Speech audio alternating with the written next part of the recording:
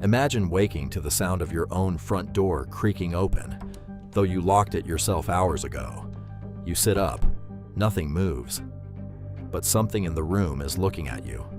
For centuries, people across the world have described encounters like this. A presence that arrives in darkness and vanishes before dawn, leaving only fear behind. Throughout history, cultures on nearly every continent have passed down stories of beings that defy explanation.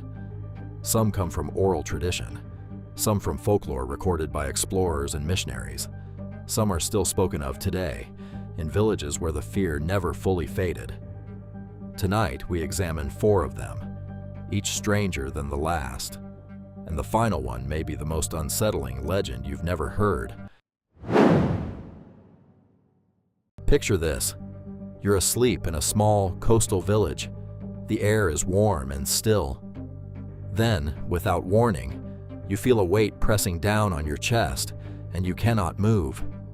They called it Popobawa, a name that, in Swahili, evokes the image of a single, enormous, bat-like wing. According to Zanzibari folklore, it is described as a shape-shifting entity with one glaring eye, said to slip through windows and doorways at night.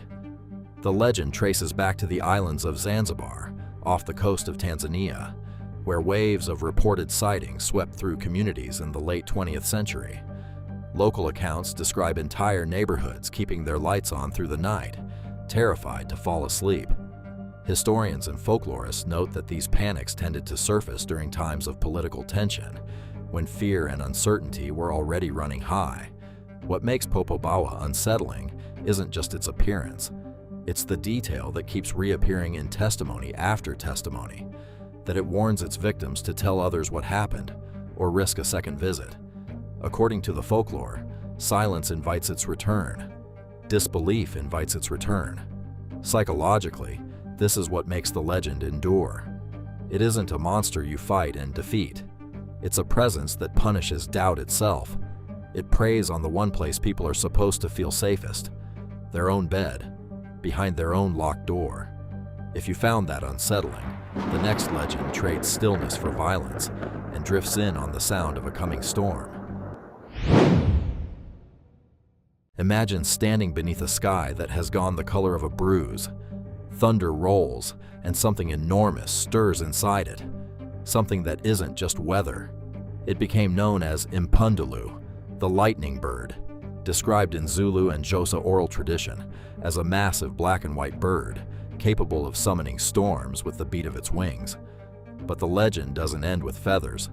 According to the folklore, Impundulu can shed its bird form entirely and appear as a strikingly handsome man or woman, walking unnoticed among the living. In some traditions, it is described as a witch's familiar, bound to a human companion and sustained by drinking their blood.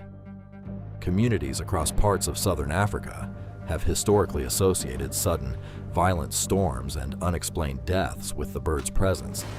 Traditional healers, known as sangomas, were sometimes consulted specifically to identify and counter it, a detail that speaks to how seriously the belief was taken within the culture that held it. Each retelling adds another layer. First, the storm, then the bird within it, then the realization that it can walk beside you, and you would never know. That is the twist that makes Impundulu different from a simple predator. It doesn't hide in the dark. It hides in plain sight, wearing a human face. If you're enjoying these forgotten legends, consider subscribing. There are thousands of stories history almost forgot, and we're only getting started. Unfortunately, it gets worse from here, because the next creature doesn't just take a human shape, it takes itself apart. Imagine glancing up at a rooftop and seeing what looks like the upper half of a person, floating alone, wings unfurled where legs should be. According to Filipino folklore, this is the Manananggal, a being said to sever its own torso at the waist at nightfall, sprouting bat-like wings and leaving its lower half hidden in the fields below. The legend is especially prominent in the Visayas region of the Philippines, where oral tradition describes it as a shape-shifting witch by day indistinguishable from any other woman in the village. Local stories say it hunts pregnant women, using an elongated, hollow tongue to feed, while its victims sleep undisturbed. What separates this legend from many others is the counter-ritual attached to it. Tradition holds that if you find the abandoned lower half of its body, salting the exposed flesh will prevent it from rejoining before sunrise, leaving it trapped, exposed, in the light of day. The specificity of that detail is part of why the belief persisted for generations. It wasn't just a monster. It was a monster with a weakness that ordinary villagers believed they could act on. And that's what makes it disturbing on a different level. This isn't a stranger arriving from outside.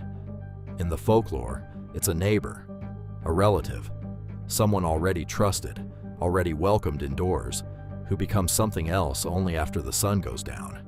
If you thought that was unsettling, the final legend has haunted an entire archipelago for centuries, and it doesn't need to hide at all.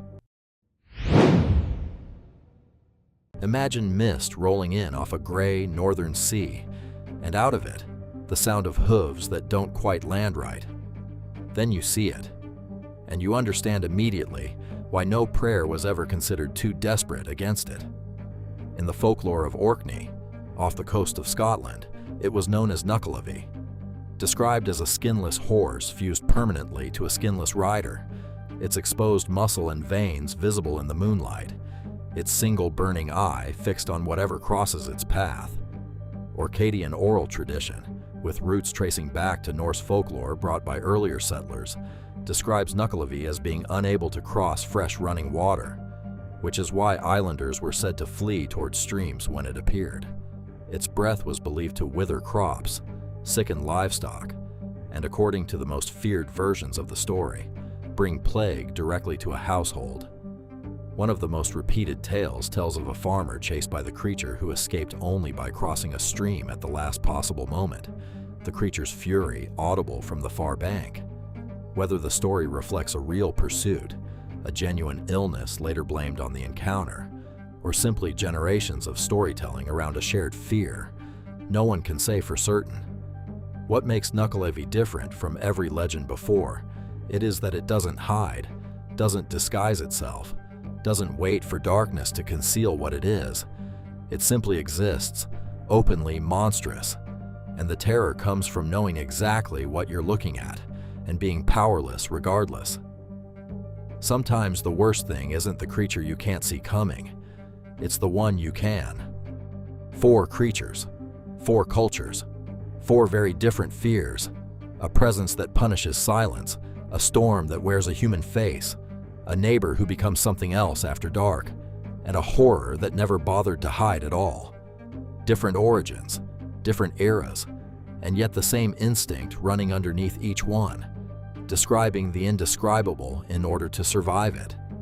Whether these stories were born from imagination, misunderstood illness, unexplained weather, or something no one could fully account for, the places where these legends began still exist today. And perhaps that's the most unsettling part of all. If this kept you up a little longer than you expected, there's another documentary waiting that might do the same.